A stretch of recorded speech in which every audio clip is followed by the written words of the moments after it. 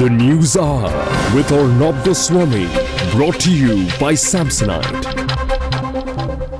Maruf Raza is taking on KC Singh, former Secretary, Ministry of External Affairs, in our last debate on News Hour tonight. And this is because 3 days ago, in one of his most hard-hitting and candid interviews till date, the Army Chief made a number of incredible disclosures, telling your channel some people in the Ministry of Defence were working against him. Not mincing his words, the General also claimed somebody with authority in the government may have leaked his letter to the Prime Minister. No doubt his charges are serious, but why has the interview upset so many people?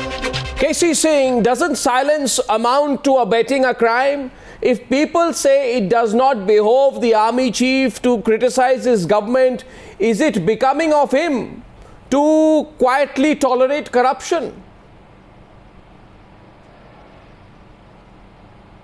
KC, that's to you. Yes or no?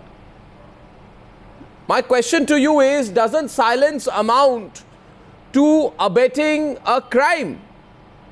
There are a lot of people who are upset with what he said, but why should he silently tolerate corruption? Arnab, it is not a question of what General V.K. Singh has said over the last 3 months or not said. It is to be contextualized. You have to see that he has had a tenure of 2 years. Why is there a certain urgency after March to suddenly become a crusader, to clean up the army, to write letters to the Prime Minister? All this happens after the Supreme Court turns down his plea for accepting his date of birth to be 1951. Now, all of a sudden, he went into high gear, a letter to Prime Minister, and then you look at the bribe offer. The bribe offer antedates is actually a 1-year-old offer. Now, he gives in his interview to you a partial explanation. He says he brought it to the attention of the Raksha Mantri. Raksha Mantri told the Lok Sabha that I asked him, do you want to pursue it? And he said, no, he didn't. Now, he did not say that in your interview.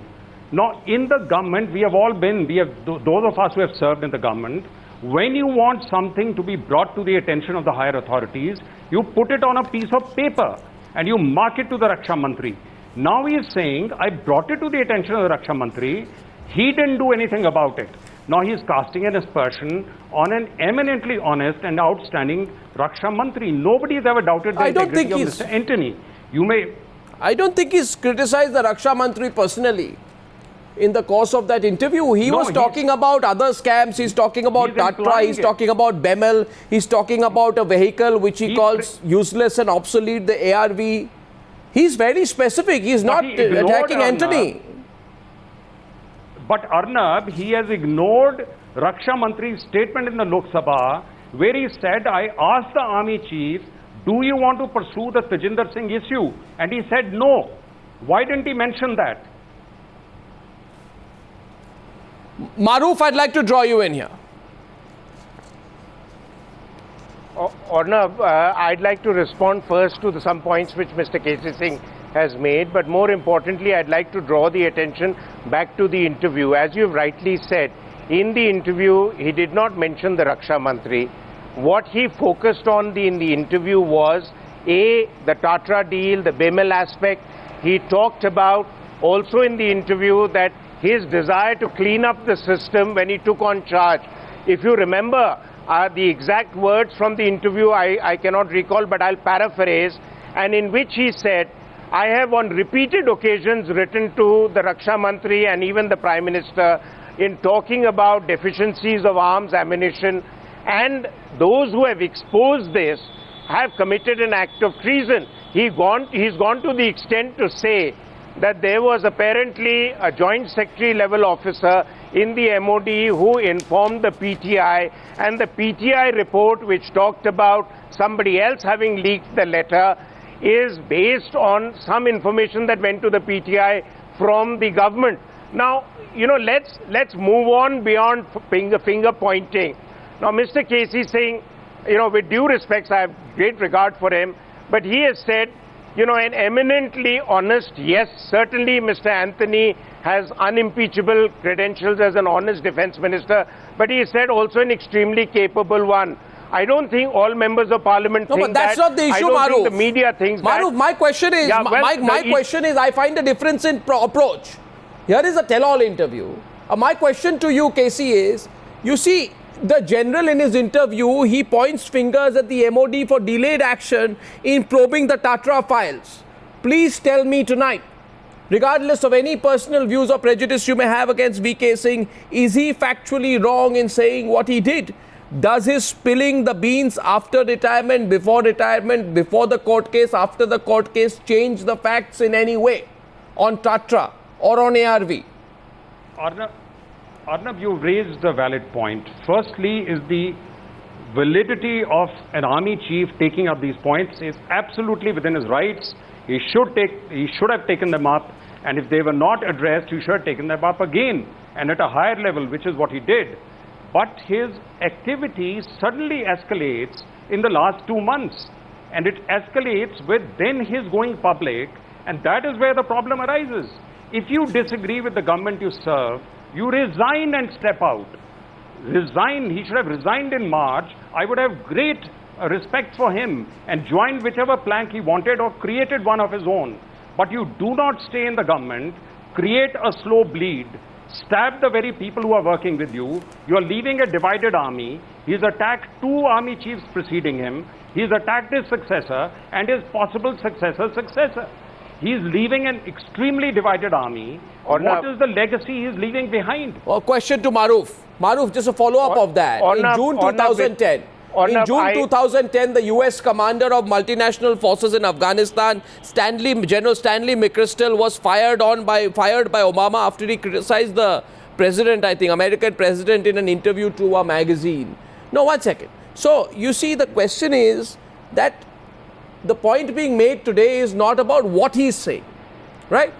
The point being made is that he should not have said this.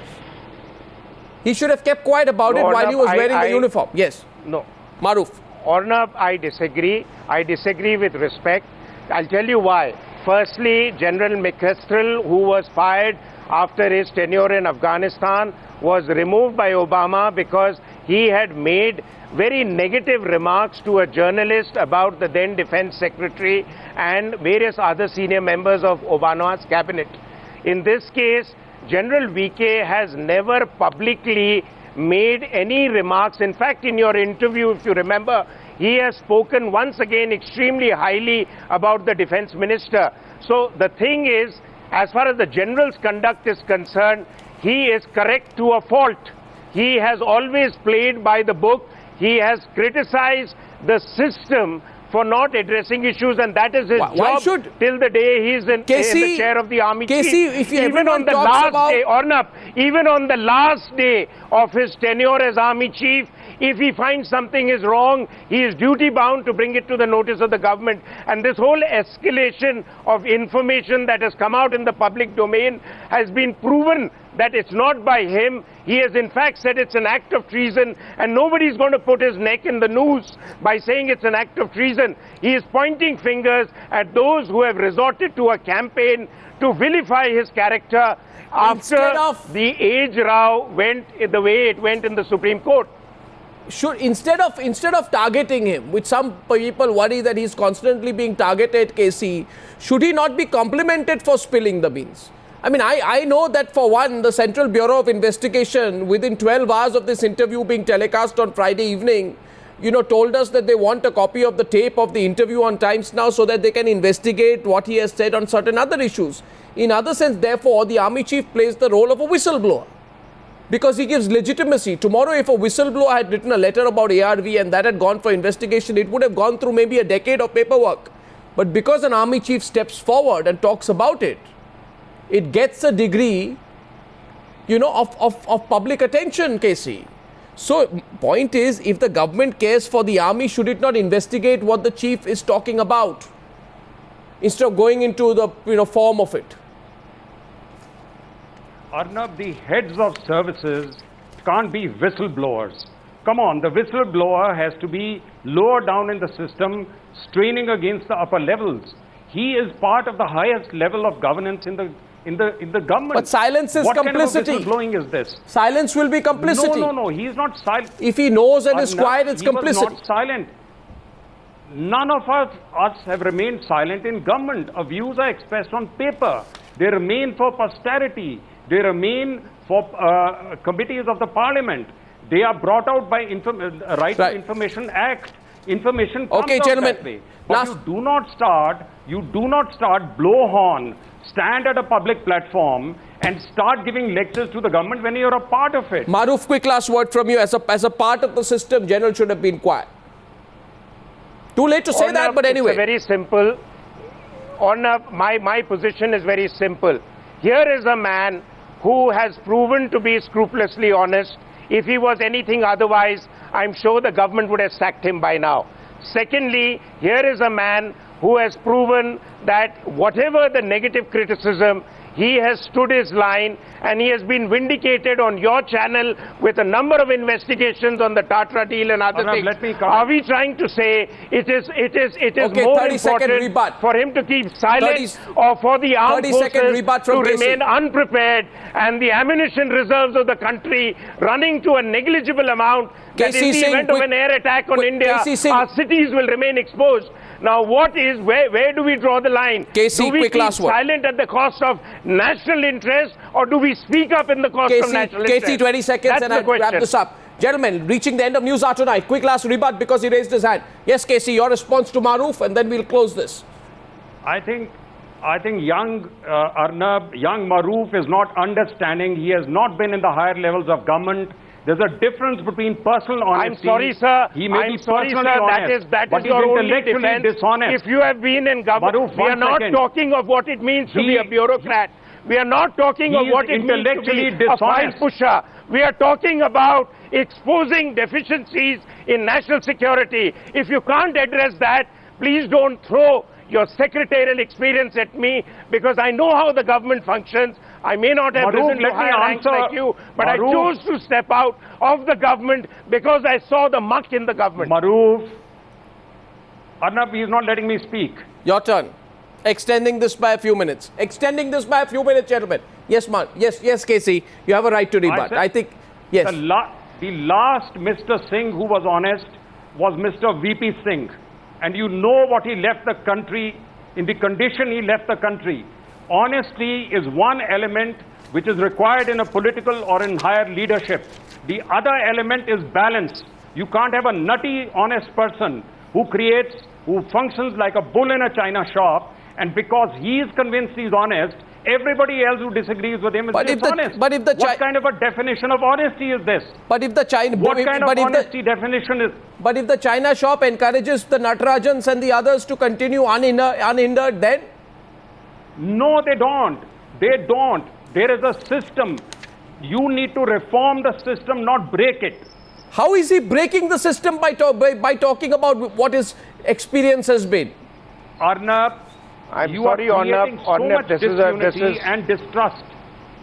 You're creating so much distrust by doing megaphone pronouncements on all kinds of things, your relationship, your notes, what you think of everyone, what you think of your colleagues in the army.